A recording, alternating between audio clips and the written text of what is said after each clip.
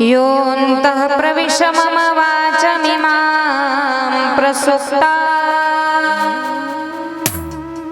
सञ्जीवयत्यखिलशक्तिधरस्वधाम्ना अन्यौश्च हस्तचरणश्रवणत्वगादीन् प्राणानमो भगवते पुरुषाय तुभ्यम् समचरणसरोजं सान्द्रनीलाभुदाभं जगननिहितपाणिं मण्डनाना तरुणतुलसीमाला कन्धरं कञ्जनेत्रं सदयधवलहासं विठ्ठलं चिन्तयामि। नमो विठ्ठला राजया पांडुरंगा नमो माऊली रुक्मिणी ज्ञानगंगा नमो पुंडलिका नमो चंद्रभागा नमस्कार माझा रुक्मिणी पांडुरंगा वक्रतुंड महाकाय सूर्यकोटी समप्रभ निर्विघ्नं कुरु मे देव सर्वकार्येषु सर्वदा। हे वीणावादिनी सरस्वती हंसवाहिनी सरस्वती विद्यादायिनी सरस्वती नारायणी नमोस्तुते। जय जय भीमाती रविहारा भक्तवत्सल कृपा सागरा व्यापोणी चराचरा अससी निराळा सर्वाती आता नमो महाकवी व्यास वाल्मीक मुनी भार्गवी शुक नारद उषणा कवी जैमिती आदि नमिले। हर हर हर हर महादेव। परम मंगलमय मोठ्या श्रद्धेनं मोठ्या अट्टहासानं भाकरवाडीकरांच्या कुशल मार्गदर्शनानं आणि शंकर भाऊंच्या 108 कथेच्या संकल्पनेतून 30 नंबरची श्री शिव महापुराण कथा ज्ञान यज्ञ सोहळा आणि आज आपल्या कथेचा कितवा चतुर्थ दिवस चौथा दिवस। मागचे 3 दिवस आमचे भरपूर आनंदामध्ये निघून गेले। कालच्या आनंदाला तर तोड नव्हती महाराज। आणि हा जो सगळा संपूर्ण आनंद आहे तो आनंद आम्ही याच ज्ञान गंगेमध्ये घेऊ शकतो। बघा मी काल सहज बोलता बोलता बोलून गेले होते की श्रीनं भागवतामध्ये सुद्धा नाचू नये, पण दुसरा भाव सुद्धा एवढा गोड आला महाराज। ज्यावेळी आपण कथेमध्ये कीर्तनामध्ये येतो आणि कथेमध्ये कीर्तनामध्ये आल्याच्या नंतर इथे आल्याच्या नंतर आम्ही जे नृत्य करतो ना ते नृत्य समाजासाठी नसतं महाराज, ते नृत्य असतं माझ्या भगवान परमात्म्यासाठी। आपण जे नृत्य इथे केलं काल ते समाजासाठी नव्हतं, जे मिरेनं केलं श्रीकृष्ण परमात्म्यासाठी ते नृत्य काल आम्ही या ठिकाणी केलं. जी रास क्रीडा राधेनं कृष्णासोबत केली वृंदावनामध्ये ते नृत्य काल आम्ही या ठिकाणी केलं. शिव पार्वती विहारामध्ये शिव पार्वतींनी आनंदाच्या भरामध्ये जे नृत्य केलं ते नृत्य केलं काल आम्ही या धर्म मंडपामध्ये. जे नृत्य नामदेवरायांच्या कीर्तनामध्ये विश्वाच्या मालकानं करावं आणि चंद्रभागेची संपूर्ण परिसराची भूमिका अगदी दुमदुमून जावी. नामदेवरायांच्या कीर्तनामध्ये विश्वाच्या मालकानं जे नृत्य केलं काल ते शिव महापुराण कथेमध्ये आम्ही केलं. आणि कालचं नृत्य भगवान भोलेनाथांच्या विवाह सोहळ्याचं नृत्य होतं. काल भगवान परमात्म्याचा विवाह अतिशय थाटानं उत्साहामध्ये आपण या ठिकाणी साजरी केला. पण बरेच जण पाठीमागचे मंडळी असे असतात ज्यांना पाय हलू की नको असा सुद्धा प्रश्न पडतो. आणि याच जागेवर जर डीजे वाजला ना महाराज झोपेत सुद्धा माणूस असा डीजे वाजल्याच्या नंतर झोपेत सुद्धा बरोबर. हे टाळी वाजवायची गोष्ट आहे का? टाळी वाजवायची गोष्ट आहे का? ही डीजे वाजल्याच्या नंतर महाराज डीजेच्या तालावरती कुणीही नाचतं, परंतु कथा कीर्तनामध्ये नाचण्याचा जो आनंद आहे ना महाराज त्या आनंदाला गणना नसते महाराज. तो आनंद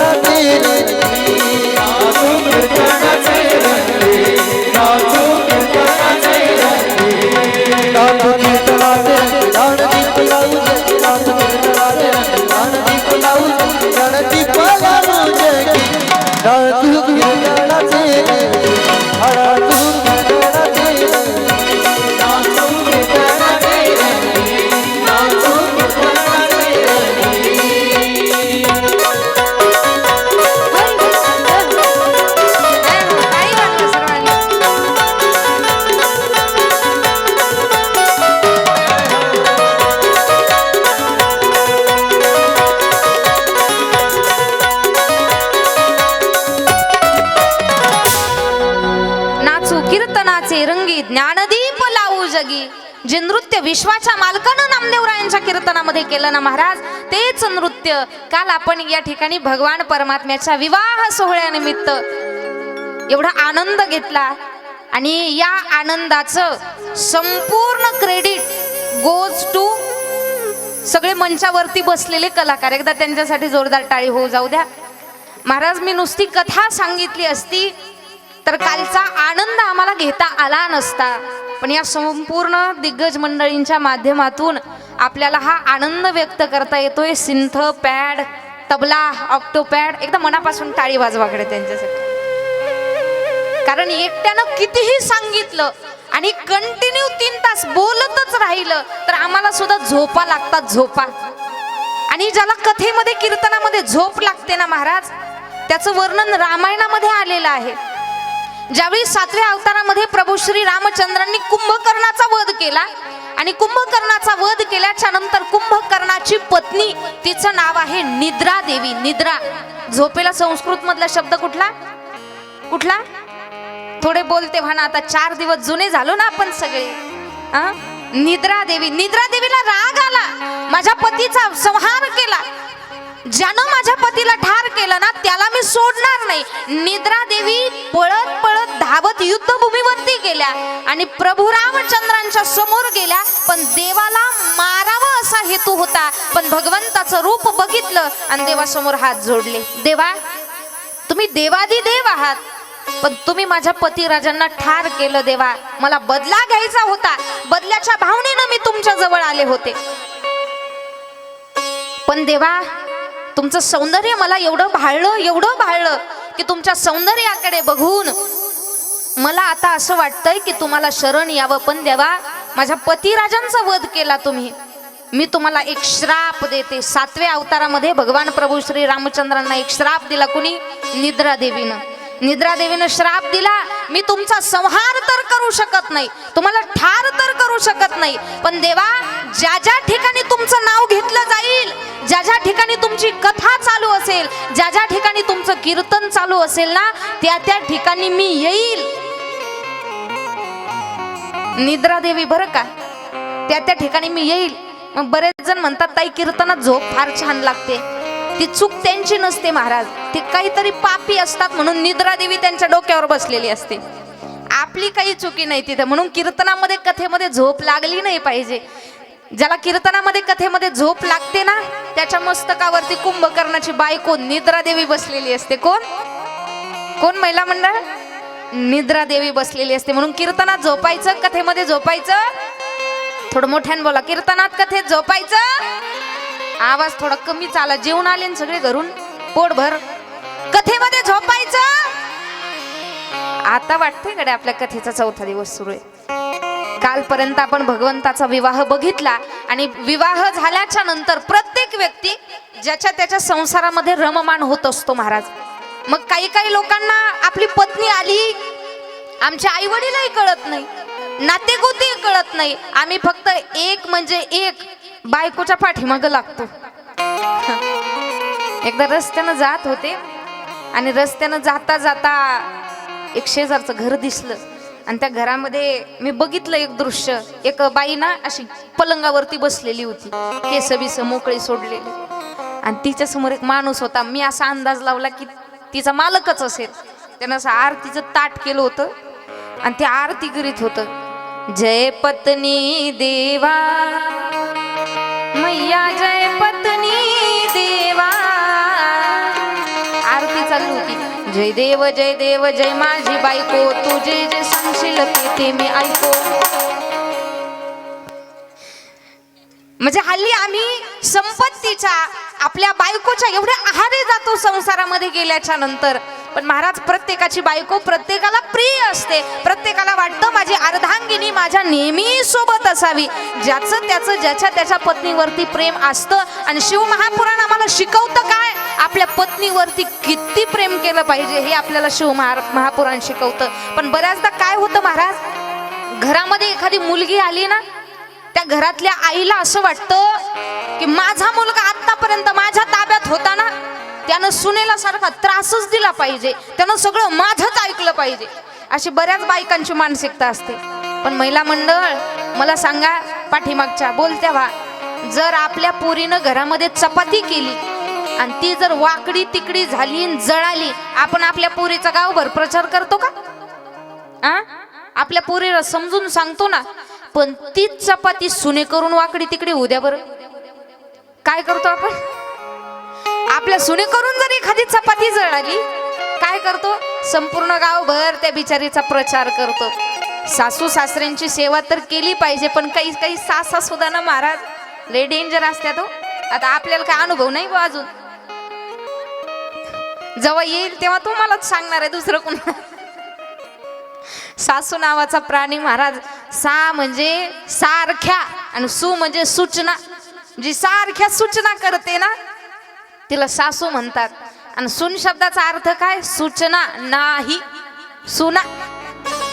मी तुमच्या सूचना फॉलो करणार नाही, पण संसार असावा महाराज. आणि संसार इतका गोड आहे, केला तर संसारामध्ये ज्यानं परमार्थ आणला त्याचा संसार यशस्वीरित्या पार पडला.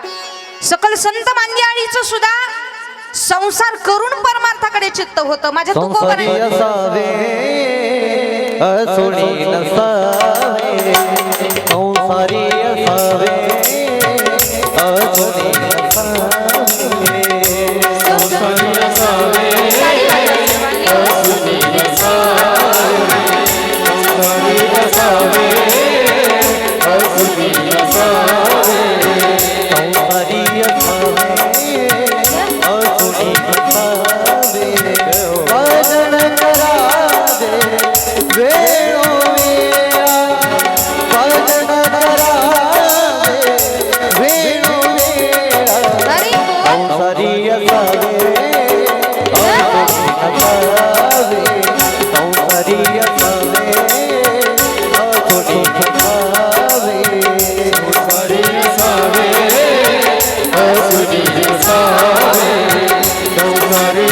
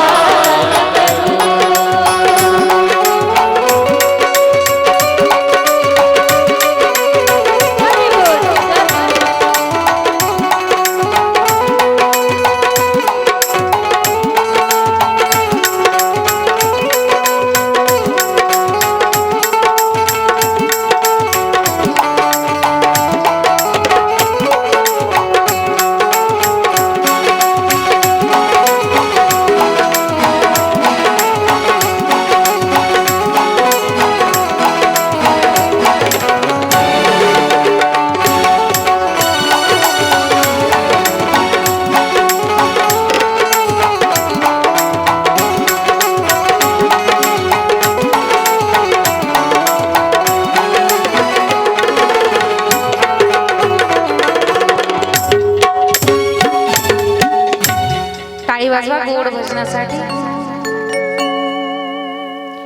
सांगा मी काय करू,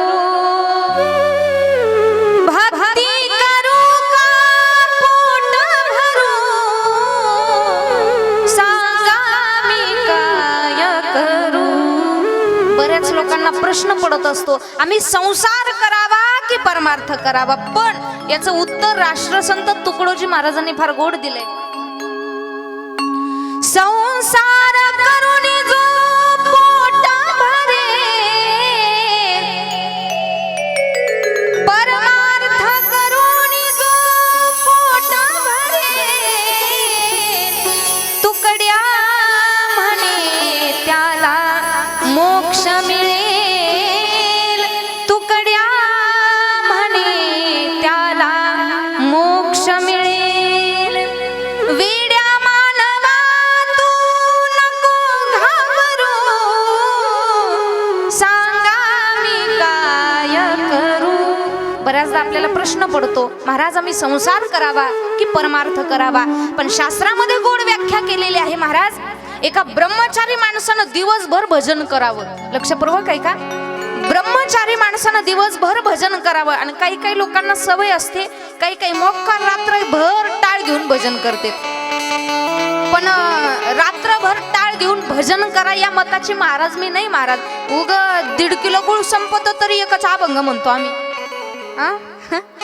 शेजाऱ्याचा किटली भर चहा संपतो तरी आम्ही एकच अभंग म्हणतो. रात्रभर भजन करायचं, उगाच आपणही जागायचं, देवालाही जागवायचं. रात्रभर टाळ घेऊन भजन करू नका महाराज. परंतु ब्रह्मचारी माणसानं दिवस रात्र भजन करावं आणि संसारिक माणसानं दिवसातून एकदा फक्त देवाचं नाव घ्यावं. ब्रह्मचारी माणूस दिवस रात्र भजन करून जेवढं पुण्य त्याच्या पदरात पाडून घेतो, संसारिक माणूस दिवसातून एकदा देवाचं नाव घेतलं की त्याच्याही पेक्षा डबल पुण्य त्याच्या पदरात पाडून घेतो. म्हणून माणसानं संसार करता करता परमार्थ केला पाहिजे. महिला मंडळ आपण चपाती करतो, भाजी करतो, पोळी करतो, त्या कामामध्ये सगळ्या आपल्या अवयवाला काम आहे, पण तोंडाला काम आहे का? हा म्हणे ताई आम्हाला मिस्त्री लावावं लागते. काही काही नाही असते सवय महाराज. परंतु माणसानं कामामध्ये काम, काही म्हणा राम राम, काम करता करता परमार्थ करता आला पाहिजे. आणि ज्यानं काम करता करता भगवंताची आळवणी केली ना महाराज, त्याचा संसार खऱ्या अर्थानं सफल झाला. आमचाही संसार आम्ही थाटामाठानं साजतो, पण आमचा संसार कसा असावा, आमचं घर कसं असावं. तरुण मंडळ थोडं शांत बसा ना, 2 तास फक्त. थोडं शांत बसले ना काय होतं, मध्ये मध्ये माझंही विषांतर होतं. उगाच काय सांगत होते मी, काय चालू होतं आपलं, काय चालू होतं? अहो कथा चालू एवढं तरी म्हणा. कमीत कमी लांब गेलेली गाडी रुळावरती कशी आणायची हे माझ्याकडे सोडून द्या. फक्त कथा चालू एवढंच लक्षात ठेवायचं. आम्ही आमचा सुंदर संसार थाटतो, पण आमचा संसार कसा असावा महाराज? आमच्या संसारामध्ये आमची माणसं कशी असावी, संसारामध्ये पती पत्नीचं नातं कसं असावं, आमची संतती कशी असावी. नगरी हो अयोध्यासी, रघुकुल सा घराणा हो. कशी नगरी असावी आमची? नगरी हो अयोध्यासी, रघुकुल सा घराणा हो.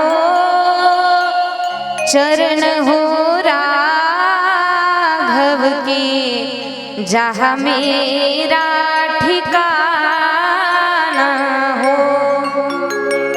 लक्ष्मण सा भाई हो. आमचा भाऊ लक्ष्मणासारखा असावा. कौशल्या माई हो. आमच्या घरामध्ये कौशल्यासारखी माता असावी. स्वामी तुम जैसा मेरा रघुराई हो. प्रभू रामचंद्रांसारखा आमचा पती असावा आमच्या घरामध्ये हो. त्याग भरत जैसा. आमच्या घरामध्ये त्याग असावा भरतासारखा. सीता नारी हो, प्रत्येक घरामध्ये सीतेसारखी मायमाऊली सीतेसारखी नारी असावी. लव कुश के जैसी संतान हमारी हो. आमच्या घरातली संतती ही लवकुशाप्रमाणे असावी. श्रद्धा हो श्रवण जैसी, शबरी सी भक्ति हो,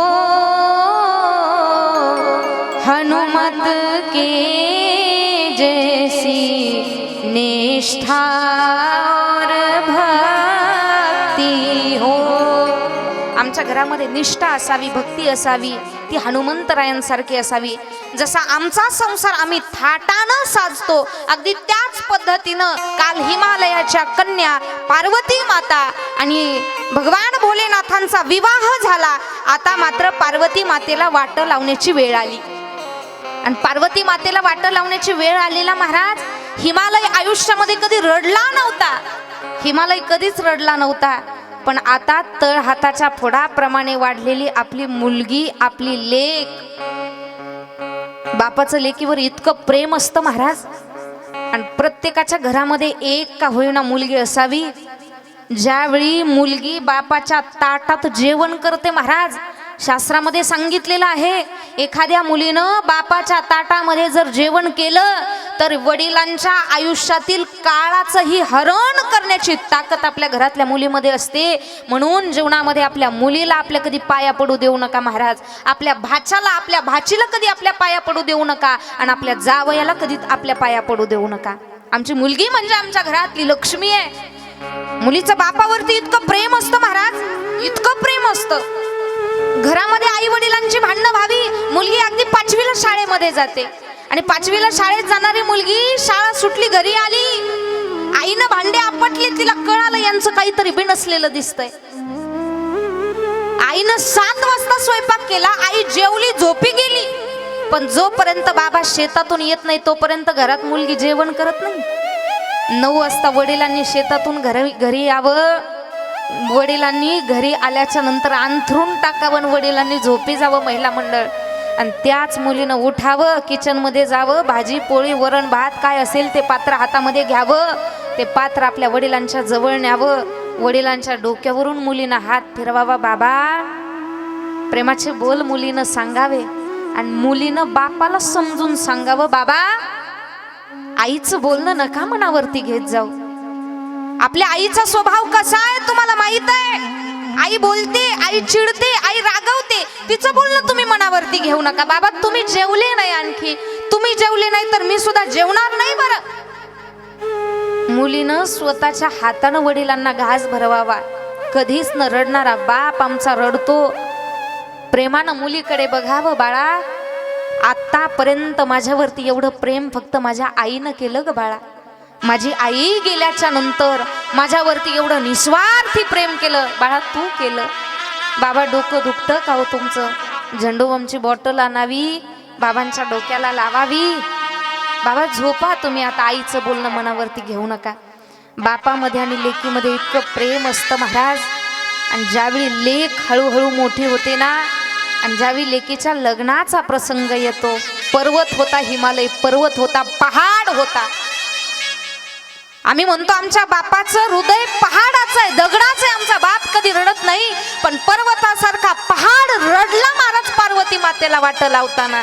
आपल्या लेकीकडे बघितलं, आई मैनावतीच्या डोळ्यामध्ये पाणी आलं. आमची लेक आता आम्हाला सोडून चालली, आमची लेक आता कैलास पर्वतावरती भगवान भोलेनाथांसोबत कैलास पर्वतावरती आणि स्मशानभूमीमध्ये राहणार. पार्वती मातेला वाट लावलं, बाप रडला पार्वतीला वाट लावताना. अहो माझे तुकोबराया, स्वतःची मुलगी भागीरथी, भागीरथीसाठी वैकुंठावरून मृत्यू दाटून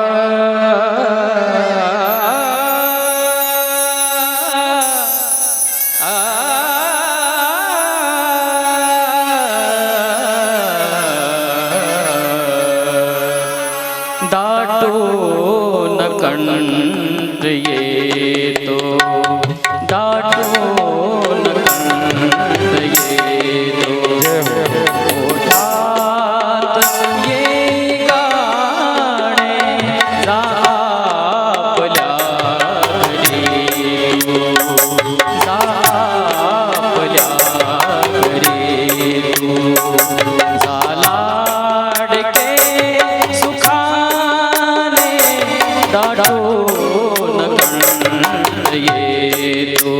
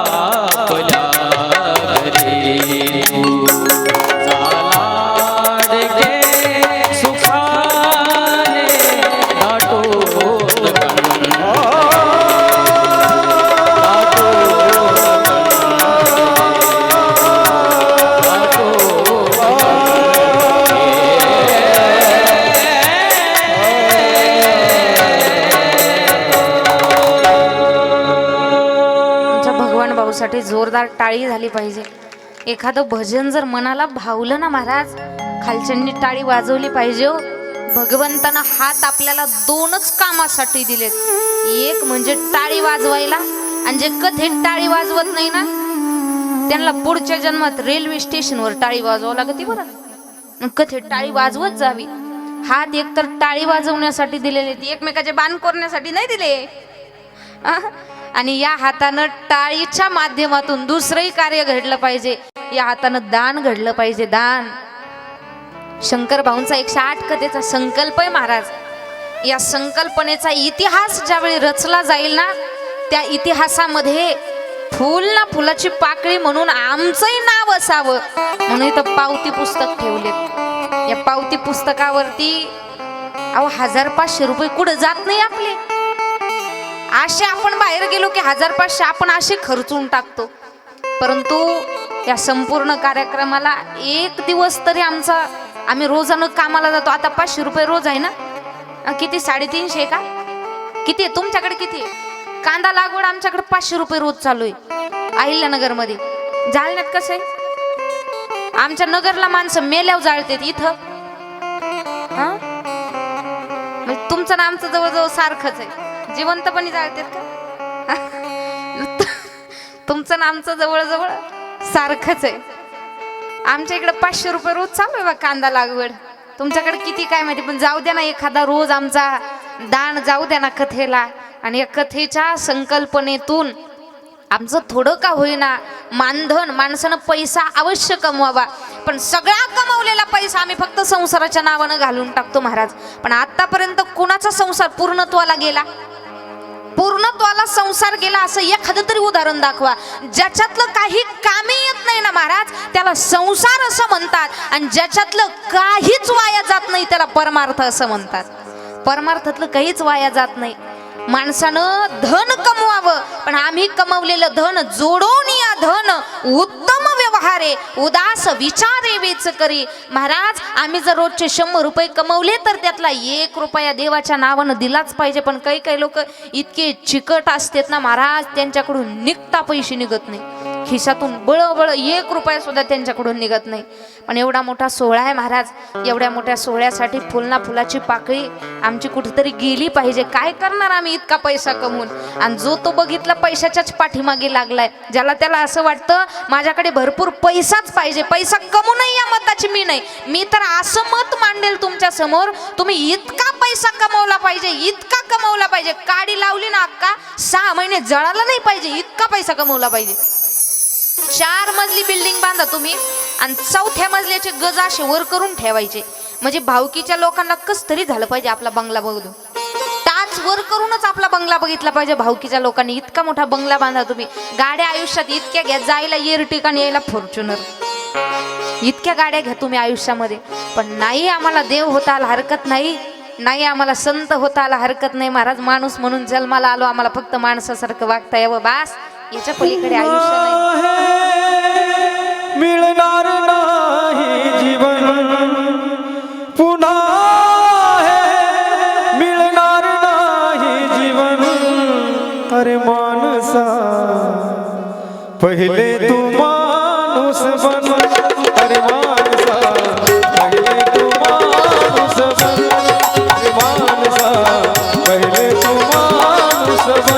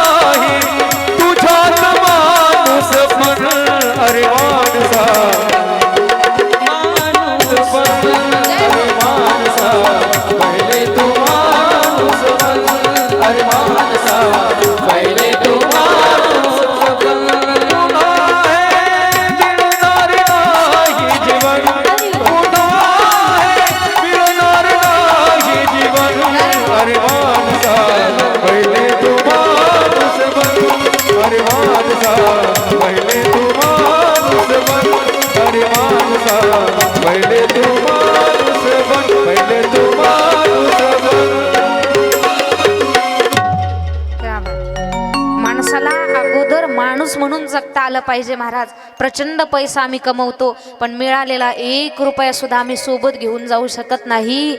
सिकंदर नावाचा राजा होऊन गेला आणि राजा सिकंदरानं संपूर्ण विश्व जिंकलं होतं, संपूर्ण विश्व जिंकलं होतं. पण राजा सिकंदर ज्यावेळी त्याच्या शेवटच्या क्षणी त्याच्या एका सेवकाला, प्रधानाला बोलून घेतो आणि त्या प्रधानाला, सिकंदर राजा मुस्लिम होता, राजा सिकंदरानं सेवकाला जवळ बोलून घेतलं, प्रधानजीला जवळ बोलवलं आणि प्रधानाला सांगितलं, हे बघा, मुस्लिम धर्मामध्ये माणूस मेल्याच्या नंतर त्याला पुरून टाकतात. ज्यावेळी मी मरेल आणि मी मेल्याच्या नंतर ज्यावेळी तुम्ही सगळे मला पुराल ना, माझं सगळं शरीर पुरून टाका, पण हे हात असे दोन्ही वरतीच राहू द्या. कळू द्या या जगाला, राजा सिकंदरानं संपूर्ण जग जिंकलं होतं, संपूर्ण विश्वाचा ताबा घेतला होता. पण राजा सिकंदर आला सुद्धा खाली हात आणि जाताना गेला सुद्धा खाली हात. माणूस खाली हातानं आलाय आणि खाली हातानं जाणार आहे. महाराज, जगामध्ये आपण सोबत काही घेऊ जाऊ शकत नाही. फार लांबचं काय सांगावं तुम्हाला. आत्ता काही दिवसांपूर्वी आपल्या बारामती जिल्ह्यामध्ये विमानाचा अपघात झाला आणि आपल्या महाराष्ट्राचे उपमुख्यमंत्री आदरणीय अजितदादा पवार यांना आपला देह सोडावा लागला. काय कमी होतं महाराज त्यांना. स्वतःचे विमान होते, बारामती शहर तर किती सजवलं होतं दादांनी, फार सुंदर. पण काळाचा घाव प्रत्येकावरती टपून बसलाय. विमानात बसायला जरी पैसा लागत असला ना, तर खाली यायला मात्र प्रारब्धच लागतं महाराज. नशीबच लागतं खाली यायला. मला तर लहानपणापासून इच्छा होती मी विमानात बसावं, पण जेव्हापासून हे ऐकलं, आपला सायकलनी केलेला प्रवास बरा, पण विमानात बसायचं. लहानपणापासून प्रत्येकाची काही ना काही इच्छा असते. प्रत्येकाला वाटतं हेलिकॉप्टर विमानामध्ये बसावं. पण जशी ती बारामतीची घटना झाली आणि साहेबांना जावं लागलं ना, माझी इच्छाच मरून गेली. आपला गाडीचा बैलगाडीचा प्रवास लय सुखकर, पण विमानाचा प्रवास काही कामाचा नाही. किती धन संपत्ती असू द्या महाराज तुमच्याकडे, आज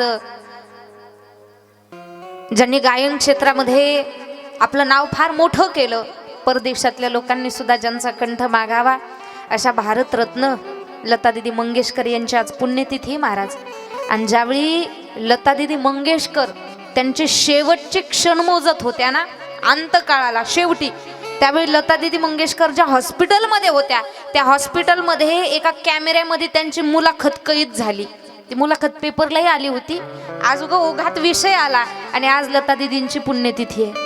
आजच्या दिवशी लतादीदी आपल्यातून गेल्या. कंठ काय महाराज आवाज दिला भगवंतानं. अमेरिकेत सारख्या देशानं सुद्धा ज्यांचा कंठ मागावा, अशा लतादीदी. भारतरत्न सोपं नाही महाराज, सोपं नाही. आम्ही गेल्याच्या नंतर आमचे गावकरी सुद्धा रडत नाही, आमचे घरचे वाट बघत आहेत ही कधी जाते. खरंय ना, इतकं तर बिकट आयुष्य आमचं असतं. पण लतादीदी ज्यावेळी त्यांचे शेवटचे क्षण मोजत होत्या ना, त्या कॅमेऱ्यामध्ये असं कैद झालं. लतादीदी एका डॉक्टरांसोबत बोलत होत्या. डॉक्टर साहेब, जगातली सगळ्यात महागडी साडी आज माझ्या कपाटामध्ये, जगातले सगळ्यात महागडे अलंकार आज माझ्या कपाटामध्ये आहेत, पण अंतकाळाला दवाखान्यामध्ये माझी अशी अवस्था झाली डॉक्टर साहेब, फक्त आणि फक्त 100 रुपयाचा गाऊन माझ्या अंगावरती आहे. रोज सकाळी झोपेतून उठले ना, 5 स्टार हॉटेलमध्ये माझा रोजचा नाश्ता होत होता, पण आज दवाखान्यामध्ये अंतकाळाच्या वेळी माझी अवस्था अशी झाली डॉक्टर साहेब, एक वाटीभर भात आणि त्यावर चमचाभर वरण, याच्यापेक्षा जास्त आहार सुद्धा माझा नाहीये. डॉक्टर साहेब, जगातली सगळ्यात महागडी गाडी आज माझ्या बंगल्यासमोर उभी आहे, पण दवाखान्यामध्ये अंतकाळाच्या वेळी माझी अशी अवस्था झाली, दवाखान्यातल्या व्हीलचेअरवरती बसून मला इकडं तिकडं हिंडावं लागते. दवाखान्यातली व्हीलचेअर कळते ना सगळ्यांना, हा, इकडचे इकडं बघून बोलले म्हणजे तुमच्याकडे लक्षच नाही असं समजूच नका. व्हीलचेअर ती बारीक चाकाची खुर्ची, हातपाय मोडला का त्या खुर्चीवर बसायचं, मागचा ढकलणार, मग ती गाडी पुढे जाणार, अशी ती गाडी. डॉक्टर साहेब, सगळ्या गाड्या आहेत माझ्याकडे, त्यातली एकही गाडी माझ्या कामी येत नाही हो. लतादीदी म्हणतात डॉक्टर साहेब, बँक बॅलन्स इतका आहे, मी पैसे सुद्धा मोजू शकत नाही, पण त्यातला 1 रुपया आज माझ्या कामी येईना. पण आनंद एका गोष्टीचा वाटतो, जन्माला आले आणि जन्माला आल्याच्या नंतर ज्यावेळी गायन क्षेत्राचं पुस्तक लिहिलं जाईल ना, त्यावेळी भारतरत्न म्हणून माझं नाव लिहिलं जाईल. याला म्हणतात तुका म्हणे का मरणाची सरे, उत्तमची उरे कीर्ती मागे. महाराज, फार मोठमोठी विद्वान माणसं इथे आली आणि जाताना काही घेऊन नाही गेली, म्हणून आपल्याला सुद्धा एक ना एक दिवस जायचंय. थोडा तरी मानधनाचा पैसा आम्ही सत्कार्यामध्ये, देवाच्या कार्यामध्ये खर्च केला पाहिजे, म्हणून सांगितलं दान करा. हात दिले ना भगवान परमात्म्यानं, या हातानं एकतर टाळी वाजवावी आणि दुसरी गोष्ट दान घडावं. पावती पुस्तक आहे इथं उपलब्ध आहे. पावती पुस्तकावरती कमीत कमी 100 रुपयाची पावती तरी आमच्या नावाची असावी. दान हे पुण्यकर्म आहे आणि ज्यानं तनानं मनानं धनानं परमार्थ केला, येथे एकची लीला तरले, जे सर्व भावे मज भजले. ज्ञानोबारायांचे उद्गार आहेत. तन मन धनानं ज्यानं भगवंताची आराधना केली, भगवंताला समर्पण झाला, तो व्यक्ती या संसार रूपी माया जाळातून तरुण गेला. आणि असाच गोड असा संसार भगवान भोलेनाथांचा आणि पार्वती मातेचा सुरू होणार होता कैलास पर्वतावरती. ज्यावेळी भगवान भोलेनाथ आणि महादेवी पार्वती निघाल्या त्यावेळी साध्वी ब्राह्मणीकडून पार्वती मातेला पतिव्रता धर्माचा उपदेश मिळाला. साध्वी ब्राह्मणीनं पार्वती मातेला उपदेश करावा, आतापर्यंत तू एक कन्या होती पण आता तू कुणाची तरी पत्नी आहेस, तू जगाची आई आहेस, तू महादेवांची पत्नी आहेस, तुला संसार कसा करावा याच्या 2-3 टिप्स मी देते. बऱ्याच जणी असतात अशा, एखाद्या गावामध्ये एखाद्या पोरीचं नवीन लग्न झालं ना, इकडे म्हणते तिकडे तुला मी संसारात सुखी कसं जगायचं त्याचं टिप्स देते.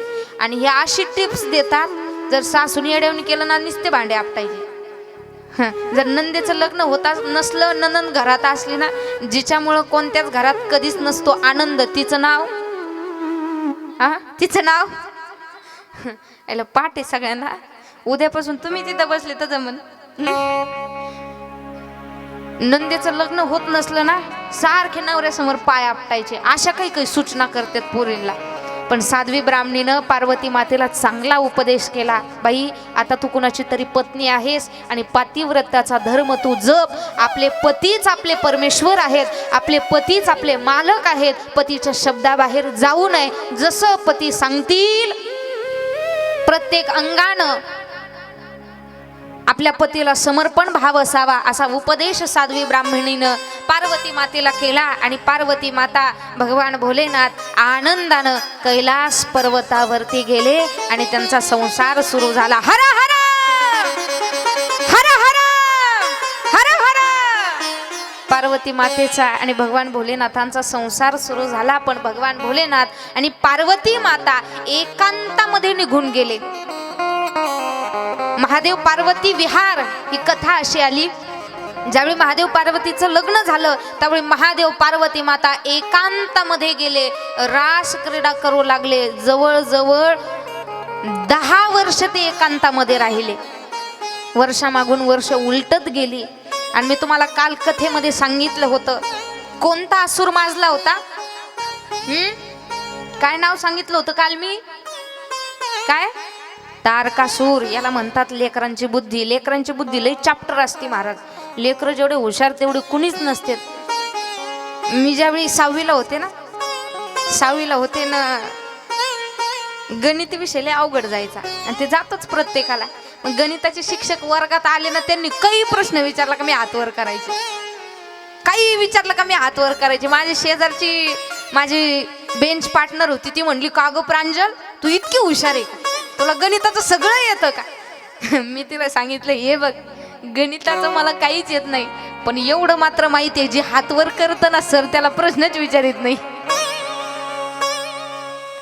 मी सांगितलं तिला, ती कधी हातच वरती करीत नव्हती. आणि मग काय झालं, दुसऱ्या दिवशी सर आले वर्गात आणि सरांनी प्रश्न विचारला, हिने केला हातवर आणि मी केला खाली. आणि नेमकंच सरांनी तिला प्रश्न विचारला. लहान लहान लेकरांची बुद्धी असते ना महाराज, ती फार चॅप्टर असते, फार चतुर. कधी कुठं काय बोलतील आणि कधी कुठं काय करतील. पण लहान लेकरं ही देवाघरची फुलं असतात महाराज. त्यांच्या मनामध्ये कुठल्याच प्रकारचा मल नसतो, अस्वच्छपणा नसतो, ते शुद्ध असतात. लहान मुलं ही देवाचा अंश असतात. जे बोलणार ते खरंच बोलणार महाराज. हा लहान लेकरांचा स्वभाव आहे.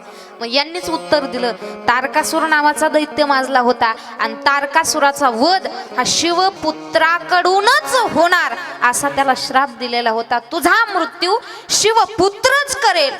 सगळे देवी देवतांना प्रश्न पडला, महादेव पार्वती तर एकांतामध्ये निघून गेलेले आहेत, ते आनंद घेत आहेत, पण इकडे हा तारकासूर नावाचा दैत्य यानं एवढा अधर्म माजून ठेवलाय.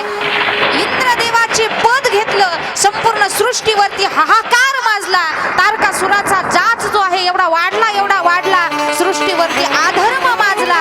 आणि त्यावेळी आई पृथ्वी माता भगवान शंकर भगवान विष्णूला शरण गेले आणि त्राहिमाम तारकासूर मला जगू देत नाही. तारकासुराचा जाच एवढा वाढलाय, साधू संतांना त्रास देतोय, चांगल्या लोकांचा संहार करतोय, यज्ञ पूर्ण होऊ देत नाही, भगवंताचं नामस्मरण करू देत नाही. इंद्राचं पद सुद्धा घेतलं. जोपर्यंत शिवपुत्राचा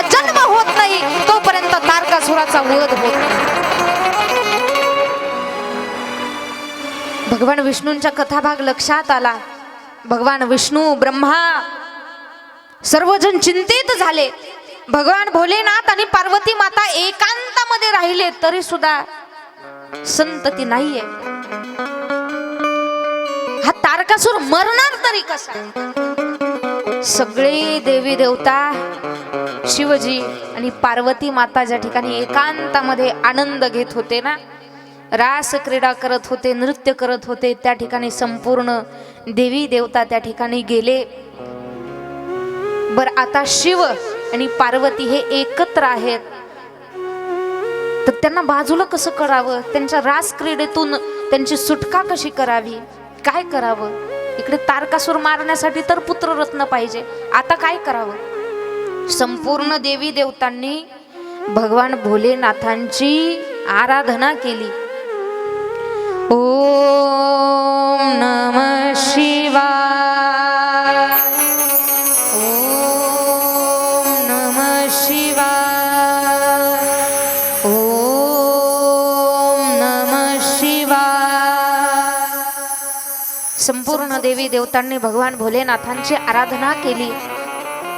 भगवान भोलेनाथ संपूर्ण देवी देवतांच्या जवळ आले आणि देवी देवतांच्या जवळ आल्याच्या नंतर भगवान भोलेनाथांना संपूर्ण हकीकत सांगितली. ब्रह्माजी शरण आले. शिवजी, तारकासुराचा माज वाढत चाललाय, तारकासूर मरायचा आहे आणि तुम्ही एवढे वर्ष सोबत आहात, पण आणखी संतती नाहीये, तारकासूर मरणार तरी कसा?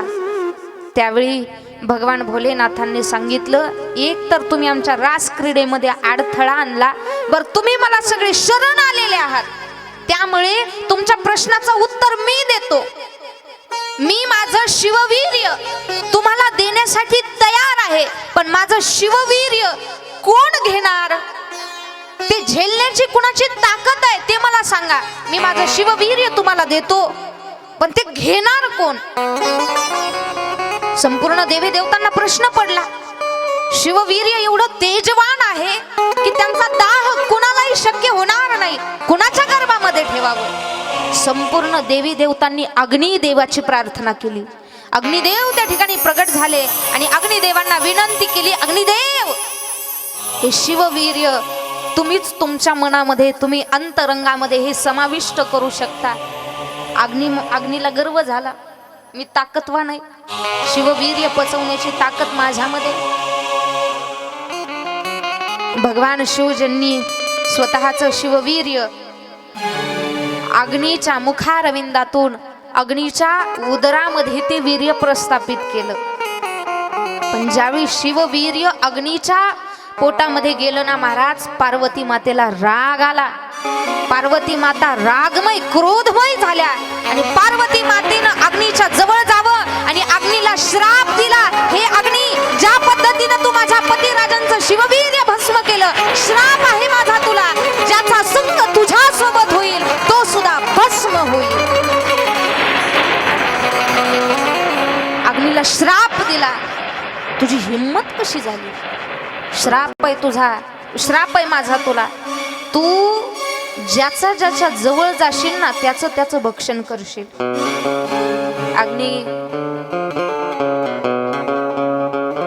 थोडं अग्निदेवाला वाईट वाटलं, पण अग्निदेवांनी ज्यावेळी शिववीर्य स्वतःच्या उदरामध्ये प्रस्थापित केलं, ते शिववीर्य एवढं तेजपुंज होतं, अग्नीपेक्षाही 10 पट जास्त त्या शिववीर्याचा दाह होता. अग्नीच्या संपूर्ण अंगाचा दाह व्हायला लागला. ते वीर्य सहनच होईना अग्निदेवाला. आता काय करावं? फुगीरपणा तर केलाय, शिववीर्य तर घेतलंय मी माझ्या जवळ, पण आता ते मला सहन होत नाहीये, त्याचा दाह होतोय. अग्नी स्वतः त्या वीर्यामुळे जळत होता. अग्नीला सुद्धा भीती वाटत होती, अरे हे शिववीर्य मला जाळून टाकते की काय? आता काय करावं? आता काय करावं? अग्निदेव विष्णू भगवान परमात्म्याकडे गेले आणि विष्णू भगवान परमात्म्याकडे गेल्याच्या नंतर विष्णू भगवान परमात्मा हे निद्रा अवस्थेमध्ये होते आणि निद्रा अवस्थेमध्ये असणारे भगवान श्री नारायण त्यांची आराधना अग्नीनं केली. कशा पद्धतीनं? नारायण नारायण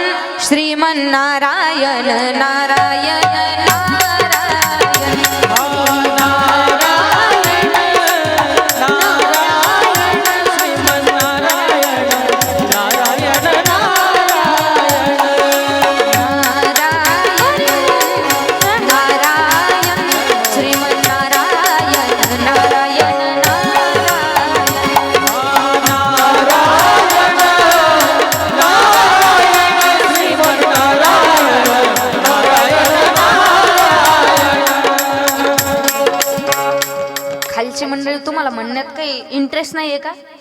महिला मंडळ पुरुष वर्ग एक कडवं सगळ्यांनी माझ्या पाठीमागे म्हणायचं, नारायण नारायण श्रीमन्नारायण नारायण नारायण. आवाज मोठ्याने मोठ्याने. इकडची पार्टी लक्ष्मी नारायण नारायण नारायण.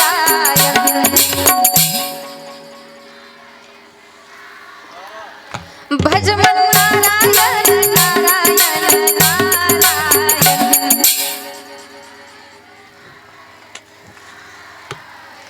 तुमचा आवाजच आहे ना. तुम्ही जेवून नाही आले का? एक कडवं फक्त. लक्ष्मी नारायण नारायण नारायण. आवाज कमी असून आपल्यावर आवाज गेला. श्रीमन्नारायण नारायण नारायण. क्या बात आहे. टाळी वाजवा ह्यांच्यासाठी एकदा. आता सगळ्यांनी म्हणायचंय, नारायण नारायण श्रीमन्नारायण नारायण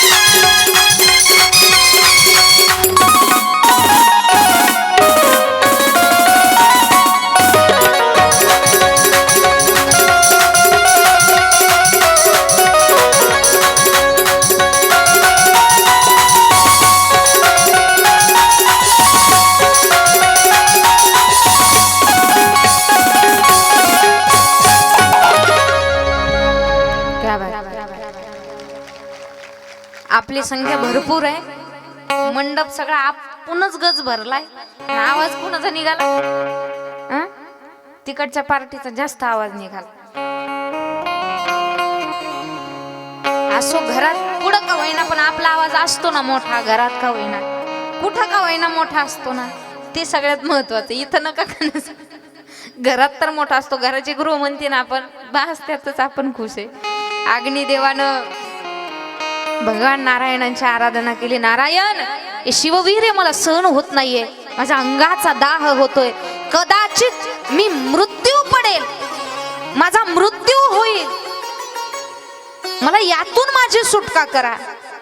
त्यावेळी भगवान भोलेनाथ भगवान महाविष्णू म्हटले, फुगीरपणा तू केलाय ना, आता हे तूच निस्तारायचं. आणि ज्यांचं शिववीर्य तू तुझ्या गर्भामध्ये प्रस्थापित केलेला आहे तू त्यांना शरण जा.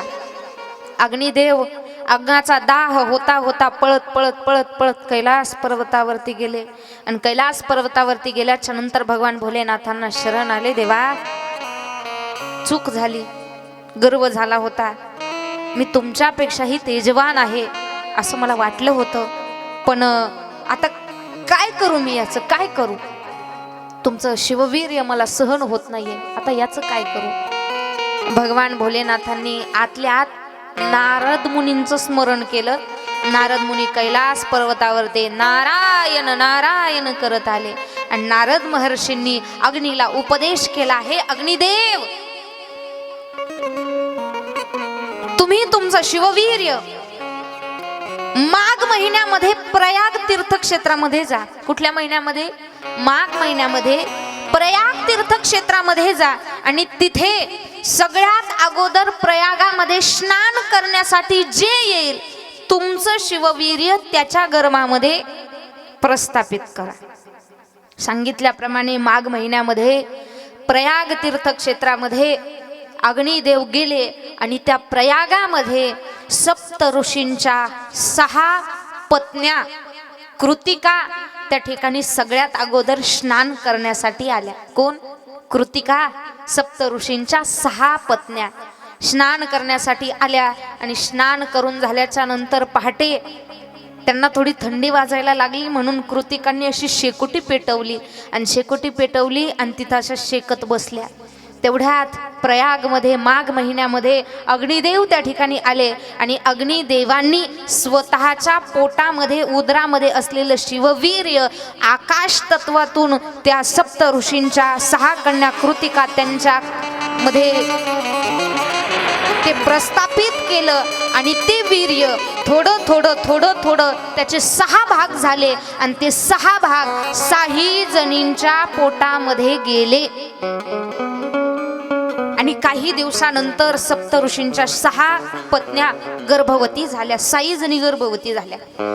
गर्भवती झाल्या. सप्त ऋषी म्हटले अजून तुमचा आणि माझा संग नाही, मग हे आहे तरी कोणाचं? सप्त ऋषींनी त्यांना आश्रमातून हाकलून दिलं. त्या सर्वांनी भगवान भोलेनाथांची आराधना केली, त्यांना सुद्धा ते सहन झालं नाही.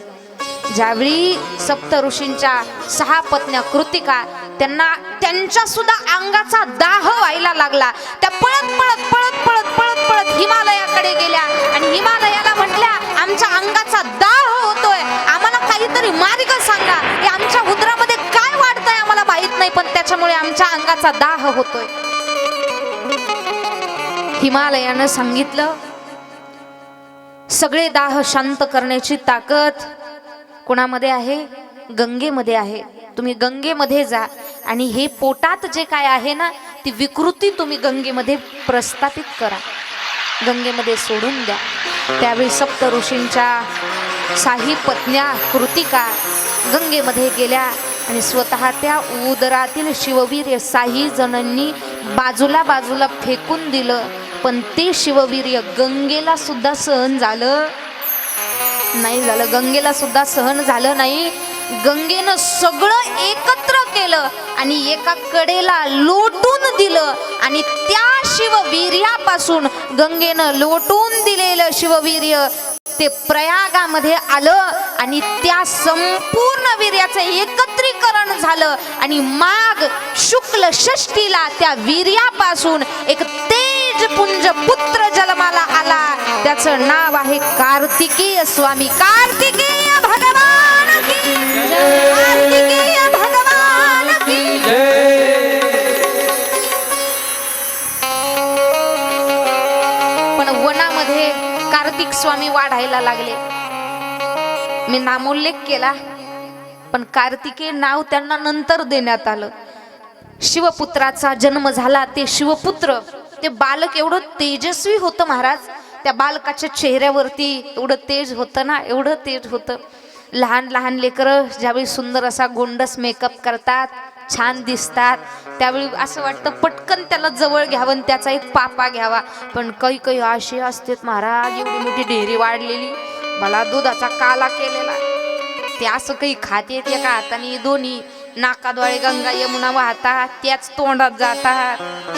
अर्धा काला डेअरीवर सांडलेला असतो, अर्धा तोंडात जातो. काही महाराज लहान बालक असं वाटतं त्यांना घेऊ नये, पण काही एवढे गोंडस असतात महाराज. ते शिववीर्यापासून जन्माला आलेलं तेज होतं. त्यांच्या चेहऱ्यावरती इतकं तेज होतं, नाक्षार होते अगदी, बाजूबंद कुरळे केस. आणि तो शिवपुत्र हळूहळू अरण्यामध्ये वनामध्ये वाढायला लागला, मोठा व्हायला लागला. आणि योगानं एक दिवस त्या पुत्राची आणि विश्वामित्राची भेट झाली. विश्वामित्र ऋषी वनामध्ये फिरत ते शिव तेजमय बालक विश्वामित्रांना दिसलं आणि विश्वामित्रांच्या मनामध्ये काय भाव आला माहित नाही, पण विश्वामित्रांनी त्यांच्या समोर हात जोडले. अरे तू किती तेजस्वी आहेस, तू किती देखणा आहेस, तरणा-बांड आहेस, किती देखणा आहेस, काय तुझं तेज आहे, काय तुझं दिसणं आहे, काय तुझे बाजूबंद आहेत, काय तुझं शरीर आहे, काय तुझं नाक आहे, काय तुझं बोलणं आहे. विश्वामित्रांनी फार स्तुती केली, फार स्तुती केली. विश्वामित्रांनी फार स्तुती केली आणि विचारलं तुझं नाव काय. बालक गप्प बसलं. बालकाला काय उत्तर द्यावं ते सुचतच नव्हतं, नाव सांगावं तरी काय. पण आयुष्यामध्ये जे काही घडलं, मी कसा जन्माला आलो, हे संपूर्ण कथा, मी कुठे जन्माला आलो, मी गंगेनं मला फेकून दिलं आणि त्या गंगेतून ज्या अरण्यामध्ये मी आलो तिथे माझा जन्म झाला, मला माझे वडीलही माहीत नाही आणि आईसुद्धा माहीत नाही. पण विश्वामित्रांनी एक गोष्ट लक्षात घेतली, ज्या अर्थी याच्या चेहऱ्यावरती इतकं तेज आहे ना, त्या अर्थी हे बालक सामान्य नसलं पाहिजे. आणि त्याच ठिकाणी हळूहळू हळूहळू ते शिव बालक वाढायला लागलं. विश्वामित्र निघून गेले आणि त्याच्यानंतर पार्वती माता आणि भगवान भोलेनाथ निवांत बसले होते कैलास पर्वतावरती. खाली शिवपुत्र वाढतोय अरण्यामध्ये, 7-8 वर्षाचे झाले शिवपुत्र. पण वरती एकदा पार्वती मातेनं सहज विचार केला, का हो स्वामी एक विचारू का, विनंती बघा बरं का, विचारू का, विनंती केली. विनंती, आमच्या विनंती करीत नाही महाराज, डायरेक्ट ऑर्डर सोडतात. जा तेवढा गिरणीतला डबा. तुम्ही अनुभवी आहात महाराज, सांगितलं पाहिजे इथं नाही का. आम्ही नम्रतेनं बोलत नाही, आम्ही ऑर्डर सोडतो. स्वामी एक विचारू का. अचानक लक्षात आलं, स्वामी ज्यावेळी संपूर्ण देवगण तुमच्या जवळ आले होते आणि त्या देवगणांनी तुमची आराधना केली होती की तारकासुराचा वध करायचा असेल तर शिवपुत्रच लागेल, आणि तुम्ही जे तुमचं वीर्य अग्नीच्या उदरामध्ये दिलं होतं ते अग्नीला सहन झालं नाही. मग अग्नीच्या उदरामध्ये मी ज्यावेळी अग्नीला श्राप दिला त्याच्यानंतर त्या वीर्याचं काय झालं. बाळ जन्माला आलं का, काय झालं पुढे, काय झालं. त्यावेळी भगवान भोलेनाथांनी संपूर्ण ऋषी मुनी सिद्ध साधक संपूर्ण देवगणांना कैलास पर्वतावरती बोलून घेतलं आणि अग्नीला विचारलं, का रे माझं शिववीर्य मी तुझ्या गर्भामध्ये प्रस्थापित केलं होतं, त्याचं काय झालं मला सांग. अग्नीनं सांगितलं, मला ते सहन झालं नाही आणि मी ते माघ महिन्यामध्ये सप्त ऋषींच्या 6 कृतिका 6 पत्न्या त्यांच्या गर्भामध्ये ते सोडून दिलं. त्याच्यानंतर काय झालं मला काही माहित नाही. मग त्याच्यानंतर भगवान विष्णूंना प्रचंड राग आला आणि भगवान शिवजींनी रागाच्या भरामध्ये सांगितलं, जर ते वीर्य कुठं गेलं आणि त्याचं काय झालं नाही हे जर तुम्ही मला सांगितलं नाही तर मी संपूर्ण सृष्टी ही पाण्यामध्ये घालून टाकेल, संपूर्ण सृष्टीचा विनाश करेल. म्हणजे मी काही ठेवणार नाही, पुढे काय झालं ते मला सांगितलं पाहिजे. रात्रीला आणि चंद्राला भीती वाटायला लागली. चंद्रदेव रात्री संध्या शिवजींच्या जवळ गेले आणि संध्या बोलायला लागली, चंद्र बोलायला लागला. चंद्रानं सांगितलं, शिवजी मला माहित आहे काय घडलं. चंद्रानं सांगितलं, पहाटेच्या पर्व काळामध्ये ज्यावेळी कृतिका गंगावरती स्नान करायला आलत्या आणि अग्नीनं ते शिववीर्य त्यांच्या उदरामध्ये दिलं, त्याच्यानंतर सप्त ऋषींनी कृतिकांना आश्रमाच्या बाहेर हाकलून दिलं. त्याच्यानंतर काय घडलं मला माहीत नाही, कारण माझं स्थान तेवढंच होतं. मग त्याच्यानंतर सूर्यदेव बोलायला लागले. सूर्यदेव म्हटले, ते त्या कृतिका कुठं गेल्या हे मला माहिती आहे. सूर्यदेवांनी बोलायला सुरुवात केली, शिवजी 6 कृतिका हिमालयाकडे गेल्या होत्या. आता मात्र हिमालयाला प्रश्न विचारला, त्या कृतिका तुझ्या जवळ आल्या, मग तू त्यांना काय मार्ग सांगितला. हिमालयानं सांगितलं, त्या कृतिकांना मी सांगितलं होतं की तुम्ही गंगेमध्ये जा, तो दाह तुमचा शांत होईल. त्यावेळी प्रसंग असा घडला, गंगेला सुद्धा बोलावून घेतलं आणि गंगेनं सांगितलं, हे बघा हिमालयानं उपदेश केला आणि 6 कृतिकांनी ते शिववीर्य माझ्यामध्ये टाकलं, मलाही त्याचा दाह सहन झाला नाही, तुमचं तेज शिवजी मलाही सहन झालं नाही. त्याच्यानंतर ते वीर्य मी असं जवळ गोळा केलं आणि वनामध्ये फेकून दिलं. मग पुढे काय झालं असेल त्या शिववीर्याचं? भगवान भोलेनाथ म्हटले, त्याचा शोध जर मला लागला नाही तर मी सृष्टी ठेवणार नाही. संपूर्ण देवी देवता भयभीत झाले. आता काय होणार? आता काय होणार? प्रश्न काय करावा? काय होणार आता? मग संपूर्ण देवगणांना भगवान भोलेनाथांनी सांगितलं, जा मृत्यू लोकामध्ये आणि त्या शिववीर्याचं काय झालं ते मला सांगा. संपूर्ण देवता भयभीत होऊन घाबरून या मृत्यू लोकामध्ये आले. योगायोगानं विश्वामित्रांची भेट झाली. विश्वामित्रांनी झालेला प्रकार सांगितला आणि त्याच्यानंतर प्रसंग असा घडला, कुठे आहे तो पुत्र? विश्वामित्रांनी सांगितलं, अरण्यामध्ये राहतो. संपूर्ण देवी देवता त्या अरण्यामध्ये गेले, त्या पुत्राला जवळ घेतलं आणि कैलास पर्वतावरती त्या शिवपुत्राचं आगमन झालं. चेहरा अगदी शिवजींसारखा दिसतोय, कमरेचा बांधा अगदी पार्वती मातेसारखा दिसतोय, रूप शिवजींसारखं आहे, बोलणं शिवजींसारखं आहे, जी ताकद म्हणतात, जी डॅशिंग म्हणतात ती शिवजींसारखी आहे. आणि खरं सांगू का, जसा बाप असेल तसा मुलगा असतो बरं का. समाजामध्ये जर बापाला किंमत नसली ना महाराज, तर त्या मुलाला सुद्धा किंमत राहत नाही.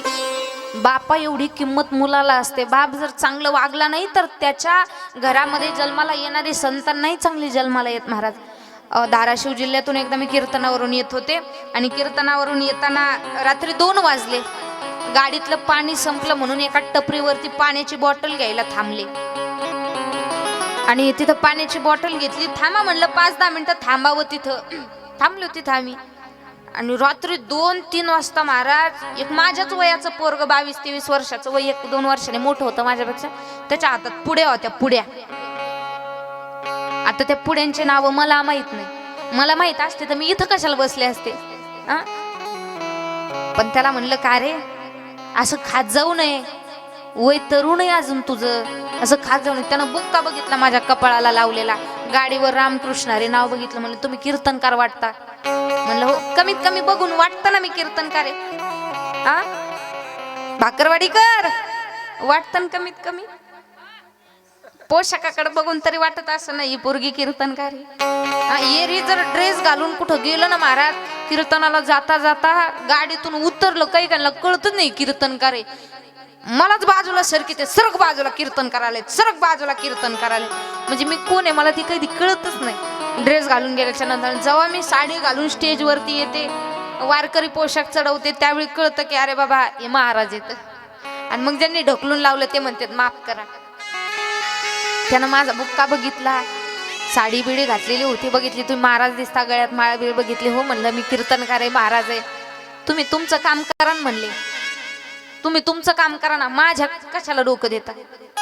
मला का बोलता तुम्ही? मी पुड्या खाईन नाही तर बाटल्या पिईन, मी काही करीन, तुम्ही तुमचं काम करा. मी माझ्या बापालाही घाबरत नाही, तुमचं कुठं ऐकू? काय म्हणलं ते पोरग मला? मी माझ्या बापालाही घाबरत नाही, तुमचं कुठं ऐकू? अरे देवा, आता मला काय महाराज, माझी बोलतीच बंद झाली. आता दुपारी सुद्धा सहज शंकर भाऊचा माझा संवाद सुरू झाला.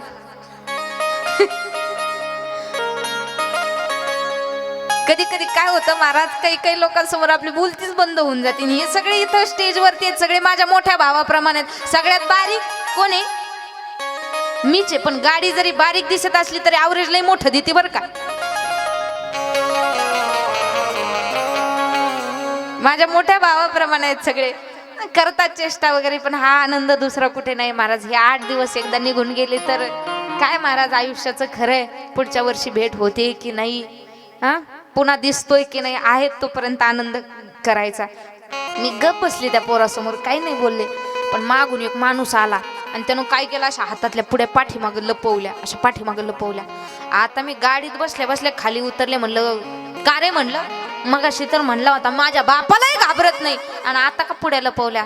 खरं सांगू का म्हणला महाराज तुम्हाला, समोरून येते ते माझे वडील येत. म्हणलं मग आता का पुढ्या लपवल्या? काय सांगू महाराज तुम्हाला, यातलीच अर्धी माझा बाप खातो म्हणून मी पुढ्या लपवल्या. आता मला सांगा महाराज, आमचा बापच जर असा असं असेल तर त्याच्या पुढे कशी संतती जन्माला येणार? परंतु बाप निर्व्यसनी हवा.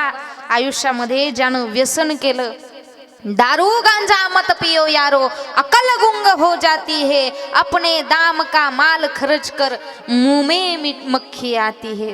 दारू पिऊन अनेक जणांचं वाटोळ झालं महाराज. तरुण वयामध्ये आम्ही नाना प्रकारची व्यसनं करतो, काही करतो महाराज.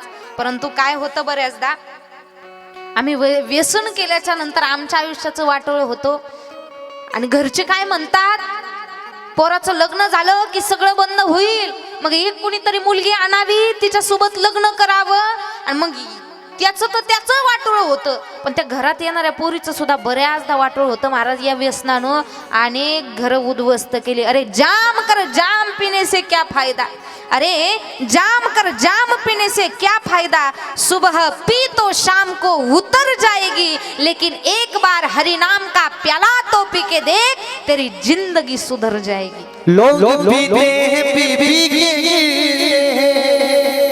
हम तो पीते हैं गिरते नहीं है, हम तो पीते हैं सत्संग प्याला, हम तो पीते हैं सत्संग प्याला.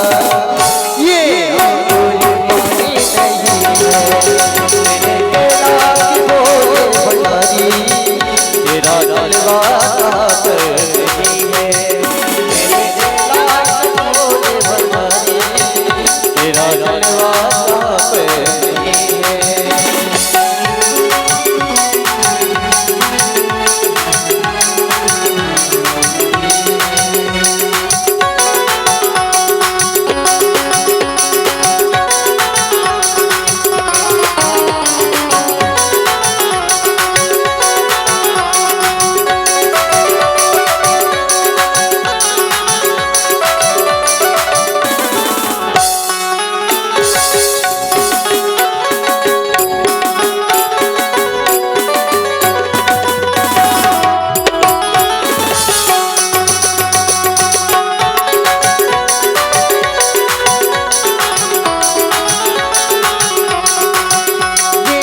जल्दी चढ़ता नहीं, ये नशा जल्दी चढ़ता नहीं है, चढ़ जाए उतरता नहीं है. लोग कीजिए लोग कीजिए लोग कीजिए दुनिया के डर से, हमें दुनिया का कोई डर नहीं है. मेरे कैलाश बोले भंडारी, तेरा जलवा कहाँ पर नहीं है.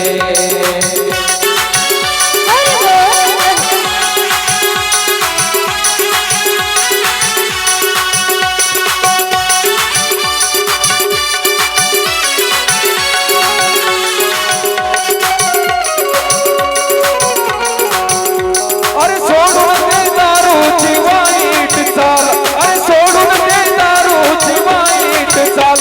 काल होता मला माल, आज झालाच कंगाल. करू नको संसाराचे हाल, तुझ्या संसाराचे हाल करू नको संसाराचे हाल, तुझ्या संसाराचे हाल करू नको संसाराचे हाल. सोडून दे दारूची वाईट चाल,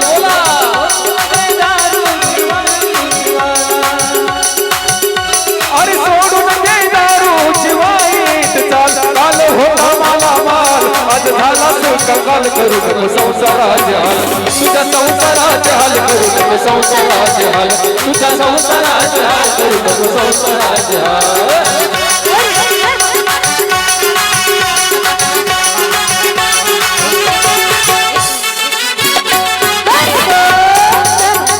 एक मिनिट खाली बसून फक्त टाळ्या वाजवू नका ना. राणा उभे 2 मिनिट, राणा उभे 2 मिनिट. आणि ही जी धून तुम्ही मनामध्ये गुणगुणत होते ना, मोठ्या धडाकेबाज अंतकरणानं कोण बघायला येणार नाही आपल्याला. आणि हे 8 दिवस निघून गेले ना, परत प्रांजल महाराज नाही आणि कुणीच नाही. त्याच्यामुळे आहे हाच क्षण.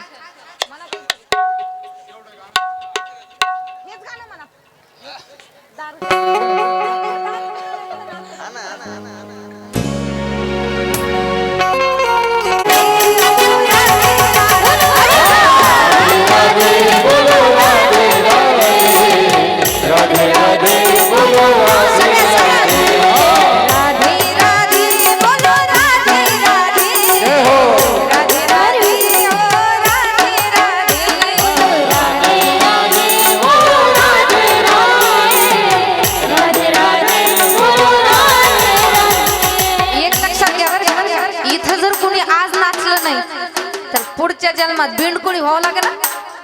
त्याच्यामुळे लाज वाजवायची नाही. हा हम भी बोले राधे राधे तुम भी बोलो राधे राधे. हम भी बोले राधे राधे तुम भी बोलो राधे राधे. हम भी बोले राधे राधे तुम भी बोलो राधे राधे. हम भी बोले राधे राधे तुम भी बोलो राधे राधे. सब मिलकर बोलो राधे राधे. सब मिलकर बोलो राधे राधे. सब मिलकर बोलो राधे राधे. सब मिलकर बोलो राधे राधे. राधे राधे राधे राधे राधे राधे राधे.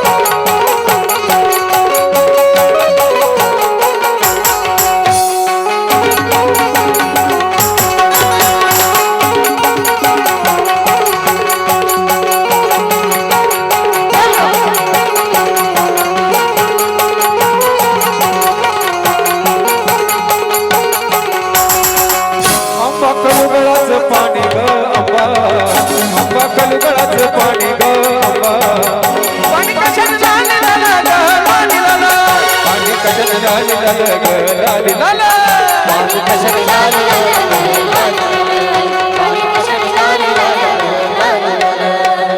हो नंद मोत्याची नाकामधी काय सवारी सवारी कौतामधी कौतामधी सवारी कौतामधी कौतामधी हो अव्वा कलुगळाच पाणी ग अव्वा अव्वा कलुगळाच पाणी ग अव्वा पाणी कशान आहा पाणी कशान लाल लाल ग लाल लाल आहा पाणी कशान लाल लाल ग लाल लाल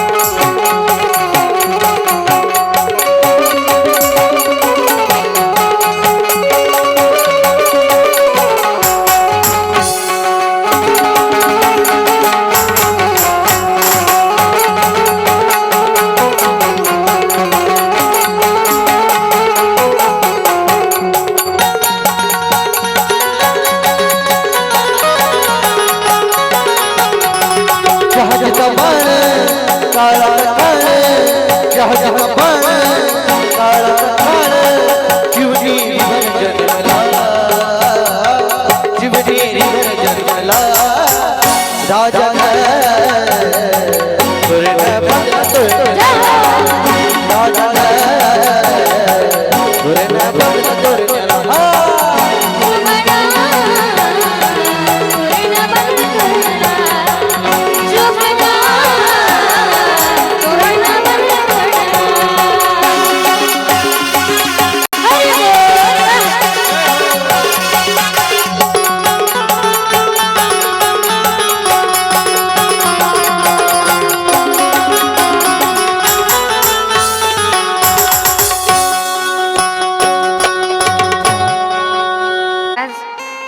ज्यावेळी हा आनंद नाही तर हा परमानंद आहे आणि हा परमानंद चांगल्या चांगल्यांच्या नशिबामध्ये नव्हता. स्वर्गीचे अमर इच्छिता ती देवा मृत्यू लोके भावा जन्म आम्हा नारायण नामे हो जीवनमुक्त कीर्तनी अनंत गाऊ गीती. जे अमृत पिऊन अमर झाले, दारू गांजा नाही बर का, जे अमृत पिऊन अमर झाले ते स्वर्गादी देवांना सुद्धा वाटतं आम्हाला जन्म मृत्यू लोकामध्ये व्हावा, आमचा जन्म मृत्यू लोकामध्ये व्हावा आणि मृत्यू लोकामध्ये जो आनंद आहे तो आनंद आम्हाला मिळावा. ही स्वर्गातल्या देवी देवतांची सुद्धा इच्छा होती. आम्ही एवढे महाभाग्यवान, एवढे पुण्यवान, आम्ही पूर्वजन्मामध्ये काहीतरी पुण्य केलं तेव्हा मनुष्य देह प्राप्त झाला आणि हा आनंद आम्हाला घेता येतोय. मग अशी तर वेगळ्याच काकाची एंट्री झाली, मी तर घाबरूनच गेले होते डायरेक्ट. महाराजांचं वय लय बारीक आहे ना, त्याच्यामुळे कशाला घाबरत येत. अचानकच विषय निघाला. त्यांना वाटत असं आमच्याबद्दल बोलतोय, आम्ही उपस्थिती दाखवली पाहिजे, आम्ही बी कीर्तनाला येतो भाऊ जरी पेलेला असलो तरी.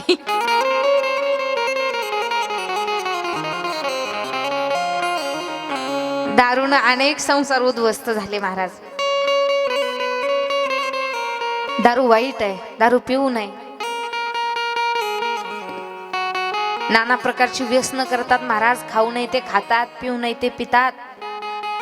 परंतु उगाच आपणही कॅन्सरचा शिकार व्हायचं, आपल्या लेकरा बाळांनाही करायचं, हे जीवन घातक आहे महाराज.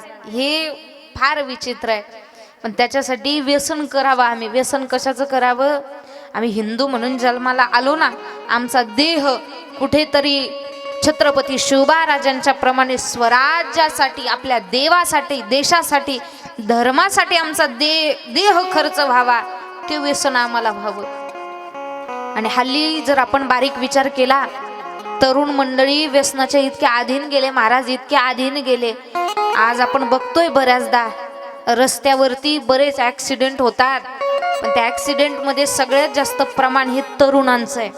म्हातारे मरत नाही, लहान लेकरं मरत नाही. उग कसलंही व्यसन करायचं आणि बेभान होऊन गाडी चालवायची महाराज ते चुकीचं आहे. पण तरुण आहे, जवान, तू या महाराष्ट्राची आहे शान.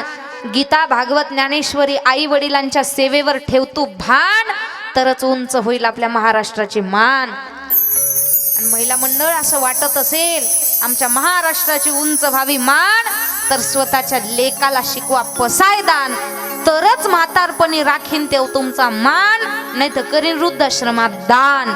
याला बी तुम्ही टाळीच वाजवा.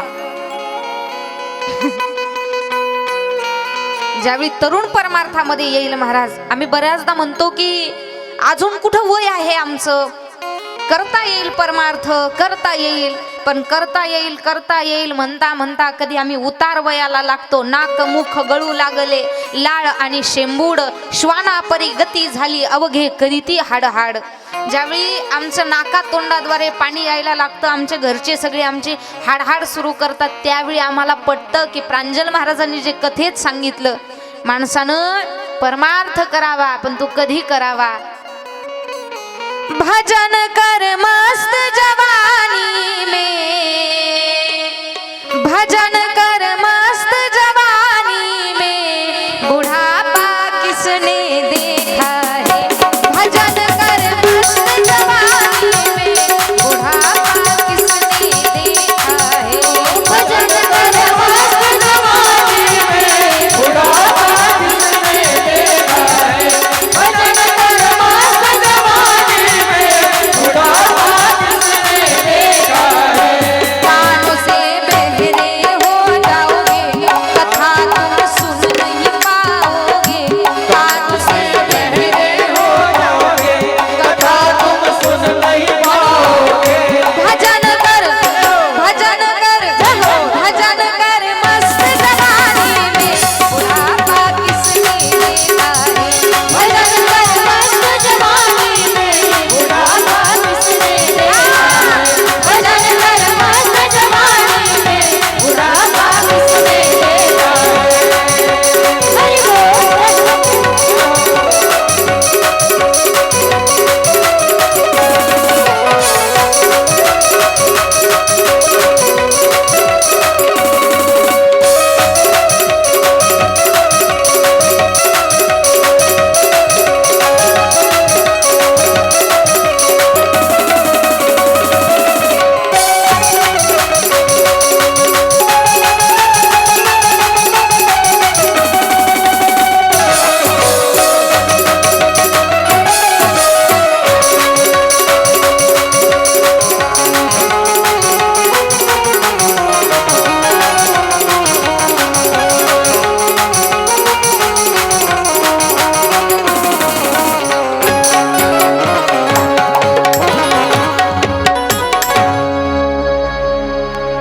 कानों से बहरे हो जाओगे, कथा तुम सुन नहीं पाओगे.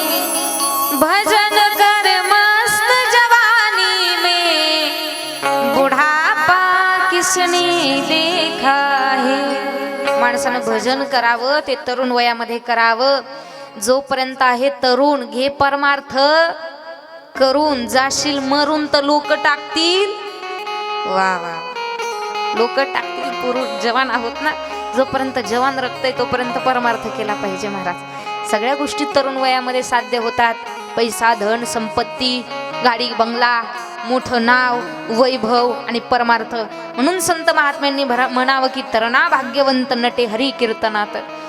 पैसा कमवायचं वय तरुण वयामध्ये आहे, मोठं नाव कमवायचं वय तरुण वयामध्ये आहे, तर परमार्थ सुद्धा तरुण वयातच केला पाहिजे. म्हणून जो आनंद आपण या ठिकाणी घेतला, तो आनंद तरुण वयामध्ये न घेता बऱ्याचदा उतार वयाला लागल्याच्या नंतर घेतात, पण तेव्हा त्या आनंदाला जोड नाही. पण जो आनंद आम्ही आज या ठिकाणी घेतला, भजनानंद, भजनानंद. खरं सांगू का, ज्यावेळी नाद ब्रह्म, स्वर ब्रह्म एकत्र येत असतं महाराज, नाद ब्रह्म, स्वर ब्रह्म, ताल ब्रह्म, हे ज्यावेळी एकत्रित येतं ना, त्यावेळी कथेमध्ये परब्रह्म उभं राहत असतं. या गोष्टी आम्हाला कळाल्या पाहिजे.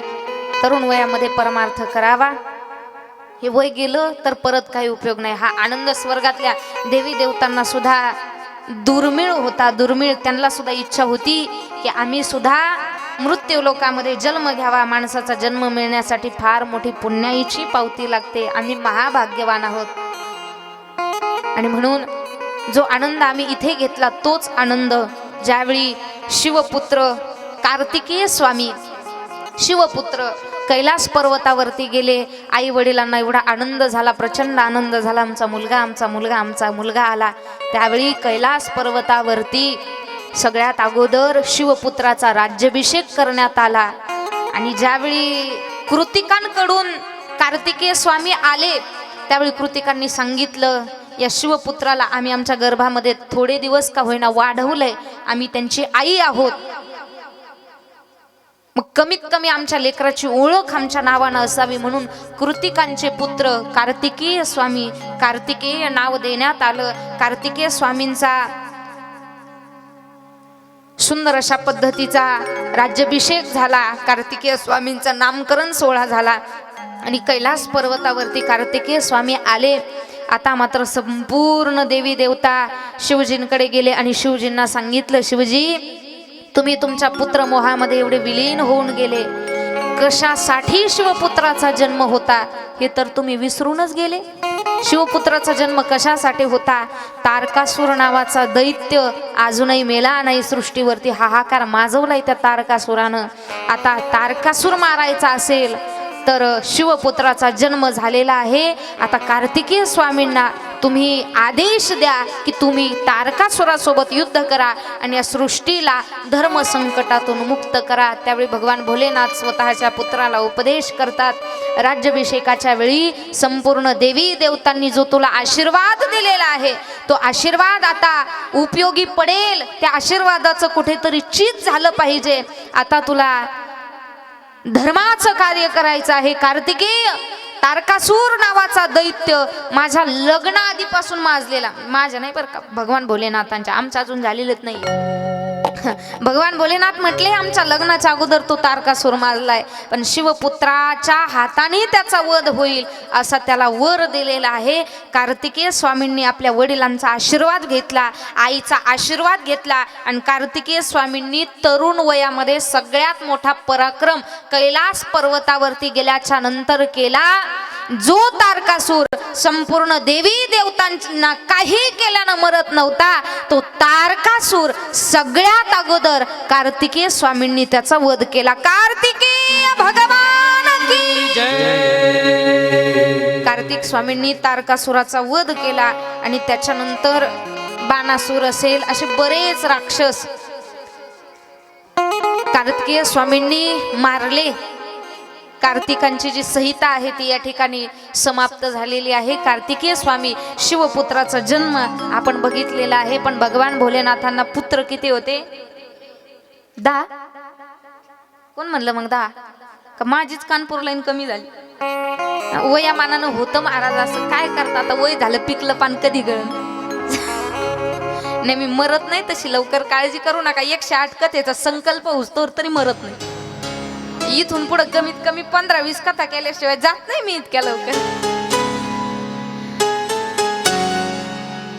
कार्तिकेय स्वामी आणि गणेश भगवान परमात्मा ही शिवजींची दोन्ही पुत्र. पण गणपती बाप्पांच्या चरित्राला ज्यावेळी आम्ही सुरुवात करतोय, गणपती बाप्पांचं चरित्र असं आलं, गणपती बाप्पा जन्माला येण्याच्या अगोदरच त्यांचा जन्म झालेला होता. तुम्ही म्हणाल महाराज असं काय बोलता, जन्माला येण्याच्या अगोदरच जन्म झाला असं कसं? आपल्याकडे एक प्रथा आहे बघा. आपण आपल्या भारतीय संस्कृतीमध्ये कुठलंही धार्मिक कार्यक्रम करायचं असेल तर आपण अगोदर काय करतो? काय करतो? सत्यनारायण, वा वा, गणपती बाप्पाची पूजा करतो आपण. आणि जर आपल्याकडे धार्मिक विधीसाठी गणपती बाप्पाची मूर्ती नसेल, फोटो नसेल तर आपण काय करतो? सुपारी पूजतो, बरोबर ना? सुपारीचं पूजन करतो, सुपारीचं. पण गणपती बाप्पाचा जन्म होण्याच्या अगोदरच जेव्हा सृष्टीची उत्पत्ती झाली तेव्हापासून गणपती बाप्पाची पूजा आराधना होते. बाप्पांच्या जन्माच्या आधीपासूनच त्यांची आराधना सुरू झाली होती. जसे भगवान भोलेनाथ निर्गुण निराकार होते, मग आकाराला आले, तसे भगवान गणेशांचं जे चरित्र आहे ते चरित्र एखाद्या बालकानं कार्तिकेय स्वामी आणि गणेश भगवानजींचं चरित्र जर बालवयामध्ये श्रवण केलं ना महाराज, तर त्यांचे गुण हे त्या लेकरांच्या अंतःकरणामध्ये विराजमान होतात. म्हणून विनंती असेल माझी एक भाकरवाडीकरांना, आपले छोटे छोटे लेकरं असतात ना, त्यांना कथेला येऊन बसवत जा. ज्यावेळी असं चरित्र आमचे लेकरं ऐकतात ना, अहो टीव्ही तर आम्ही अशी चालू करतो त्या मोबाईल टीव्हीनं तर पार वाटोळ केलं. पण आम्हीच 7 वाजता आमची लागीर झालं जी सुरू होते, 12 वाजेपर्यंत माझ्या नवऱ्याची बायको संपेपर्यंत आमच्या घरात ती टीव्ही बंद होत नाही. आणि कशी कार्तिकेय स्वामी गणेश भगवंत आमच्या घरामध्ये घडणार? पण ज्यावेळी लहान लहान लेकरं गणपती बाप्पाचं आणि कार्तिकेय स्वामींचं चरित्र श्रवण करतात, त्यावेळी त्यांना बुद्धी प्राप्त होते. गणेश कार्तिकेय चरित्र लहान लेकरांना बुद्धी देतं. गणेश कार्तिकेय चरित्र सामर्थ्य देतं लहान लहान लेकरांना. म्हणून आपल्या लेकरांना कथेला आणून बसवत जायचं. हे श्रवण केल्याच्या नंतर सुद्धा फार परिणाम होतात. अहो राष्ट्रमाता जिजाऊ आऊसाहेबांनी सुद्धा राजे पोटात होते तेव्हापासून त्यांना कथा सांगितल्या. मूल काही सोपं घडत नाही महाराज, अगोदर त्याला चांगले संस्कार करावे लागतात, तेव्हा ते लेकरू चांगलं घडत असतं. गणपती बाप्पाचं चरित्र आपण आरंभ करणार आहोत. कार्तिकेय स्वामींचा जन्म कशा पद्धतीने झाला लक्षात राहिलं ना सगळ्यांच्या? कोणाच्या कोणाच्या गर्भातून गेले ताई, इतकं कुठं लक्षात राहत असतं का? सकाळी खाल्लेली भाजी आमच्या लक्षात राहत नाही. परंतु असो, ज्यांनी हे चरित्र श्रवण केलं त्यांचा देह सुद्धा पुण्यवान ठरत असतो. गणपती बाप्पांच्या उत्पत्तीची कथा ही सर्वांना माहीत आहे, ज्ञात आहे. परंतु वक्ता या नात्यानं त्याला स्पर्श करणं माझं कर्तव्य आहे. पण गणपती बाप्पांचं चरित्र सुरू करण्याच्या अगोदर 1-2 मिनिट गणपती बाप्पाचं भजन. ओम गम गणपतये नमो नमः, श्री सिद्धी विनायक नमो नमः, अष्टविनायक नमो नमः, मंगलमूर्ती मोरया. गणपतये नमो नमः. काही वाट वाजवायची, भजन करा.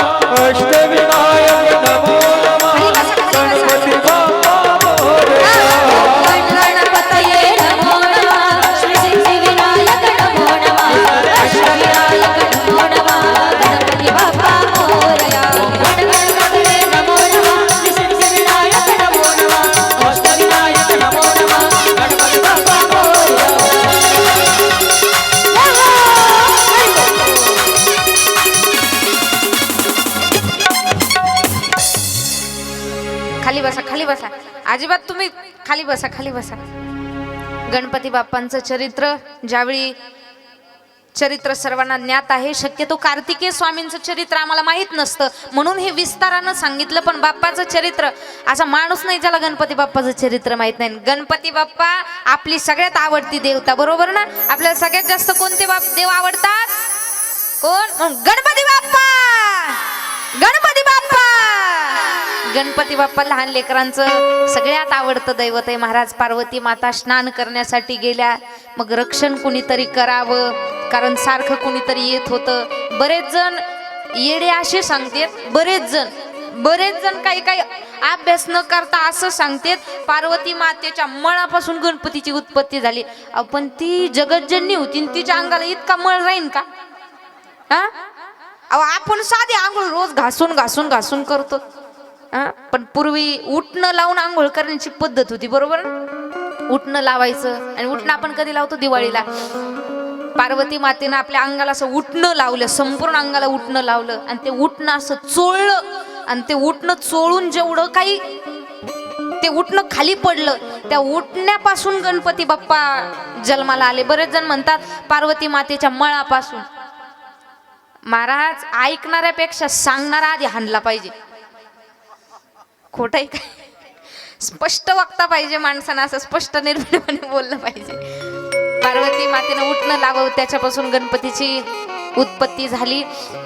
आणि स्वतःच्या पुत्राला आदेश दिला, मी स्नान करण्यासाठी चालले, कोणाला आतमध्ये येऊ देऊ नको. याच्यानंतर बऱ्याच कथा झाल्या.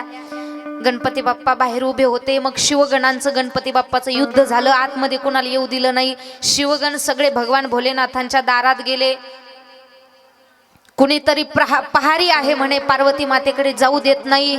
मग इंद्रादी सगळे देव युद्ध करायला गेले, पण ते सुद्धा हारले. गणपतीने सगळ्यांना हारून टाकलं. आता मात्र शिवजी आले. शिवजींना राग आला. शिवजी म्हटले, अरे माझी पत्नी आहे, मला जाऊ दे. पण म्हणले, नाही, मला आईसाहेबांचा आदेश आहे, मी पुत्र आहे त्यांचा, मी काय आतमध्ये जाऊन देऊ शकत नाही.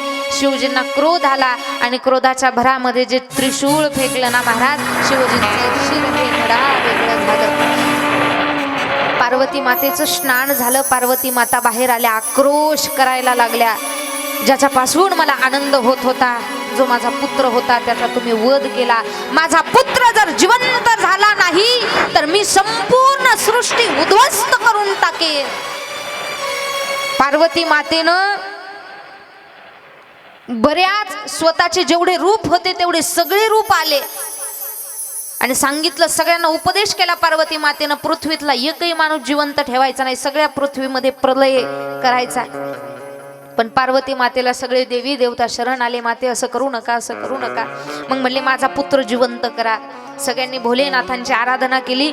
भोलेनाथ शिवगणांना आदेश देतात, जर पार्वतीचा पुत्र जिवंत व्हावा असं वाटत असेल तर उत्तरेच्या दिशेनं जा, आणि उत्तरेच्या दिशेनं गेल्याच्या नंतर जे एखादं मेलेलं तुम्हाला कुणी का दिसेना त्याचं शिर घेऊन या. शिवगण सांगितल्याप्रमाणे मृत्यू लोकामध्ये आले. उत्तरेच्या दिशेनं चालायला लागले, आणि उत्तरेच्या दिशेनं त्यांना कुणाचं शिर भेटलं? एका हत्तीचं शिर भेटलं. तेच उचललं, कैलास पर्वतावरती आले. गणपती बाप्पांचं ते शिर असं धडाला लावलं, आणि गणपती बाप्पा एक वेगळ्या गजमुखाने प्रसिद्ध झाले. महाराज, गणपती बाप्पा मोरया. त्याच्यानंतर संपूर्ण देवी देवतांनी गणपती बाप्पाला आशीर्वाद दिला. आणि आता मात्र दोन्हीही भावंड कार्तिकेय स्वामी गणपती बाप्पा निवांत बसून बोलायला लागले, खेळायला लागले. असे दोन्ही लेकरं खेळत होते, तर पार्वती मातेच्या मनामध्ये एक भाव आला, अरे माझे लेकरं किती छान दिसतेत, म्हणले यांचा विवाह केला पाहिजे. कुणाचा? कार्तिकेयाचा, नाही तर गणपती बाप्पाचा. आणि ही वार्ता गणपती बाप्पांनी ऐकली, कार्तिकेय स्वामींनी ऐकली, ते दोघं भांडायला लागले, आधी मी लग्न करणार.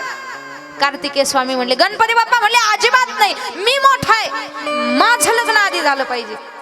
आणि आता हल्ली तसंच झालंय महाराज, मोठे राहिले बाजूला आणि बारकाल्यांचेच लग्न व्हायला लागले. गणपती बाप्पा मध्ये त्यांच्यामध्ये भांडणं झाले, आणि त्यावेळी नारद महर्षी त्या ठिकाणी आले, दोघांची परीक्षा घेतली. हा प्रसंग आपण झाकी रूपामध्ये बघणार आहोत. कार्तिकेय स्वामी आणि गणपती बाप्पांना इकडे पाठवून द्या. सगळ्यांनी टाळी वाजवून भजन करायचंय. ओम गम गणपतये नमो नमः, श्री सिद्धिविनायक नमो नमः, अष्टविनायक नमो नमः, गणपती बाप्पा मोरया. गणपतये नमो नमः, श्री सिद्धिविनायक नमो नमः. टाळी वाजवून गणपती बाप्पा कार्तिकेय स्वामींचं स्वागत करा सर्वांनी.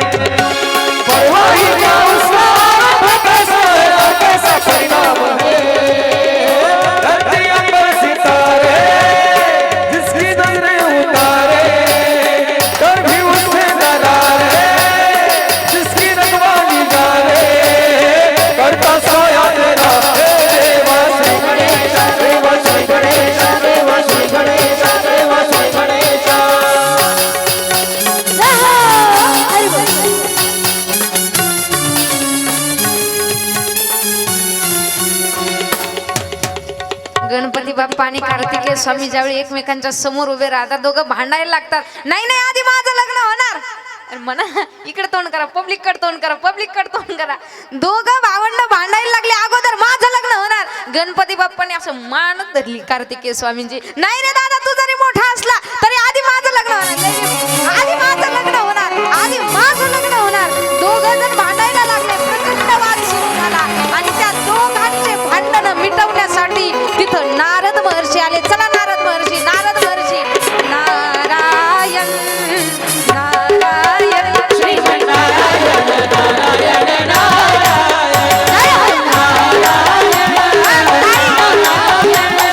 चला चला चला.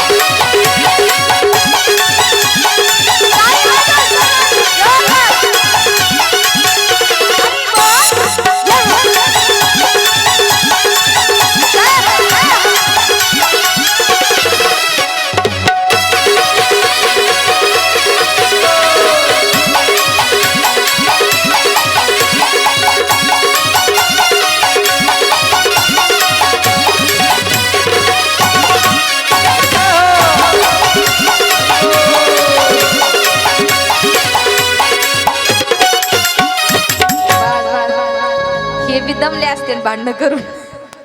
नारद महर्षी त्या ठिकाणी आले. थांबा म्हटले, वाद करू नका, भांडणं करू नका. काय प्रश्न काय तुमचा? त्यावेळी दोघांनी सांगितलं. थांबा कार्तिकेय स्वामी थांबा, आताच नका पळू, पळायला टाइम आहे. दोघांमध्ये जो कोणी बुद्धिवान असेल, म्हणजे जो बुद्धिवान आहे त्याचं लग्न अगोदर करण्यात येईल. मग बुद्धिमत्तेची परीक्षा घ्या.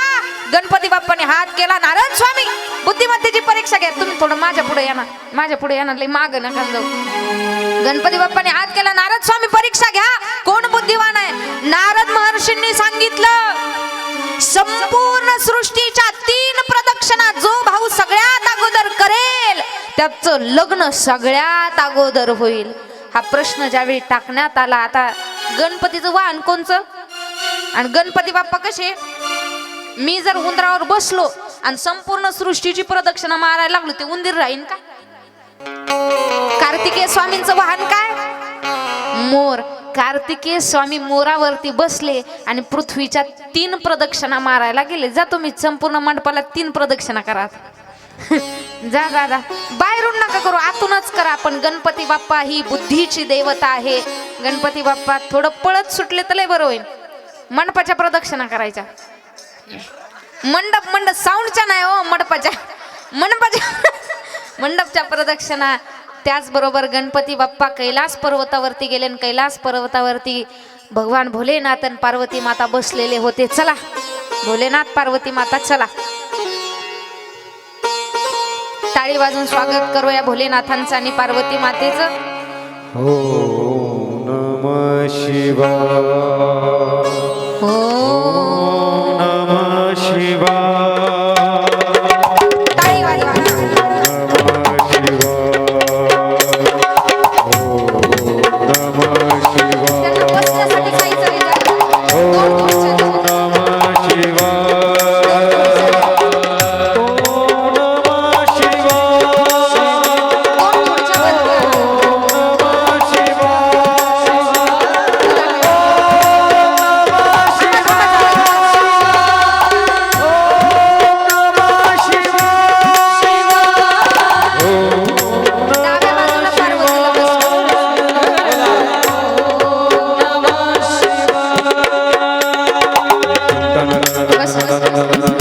पार्वती माता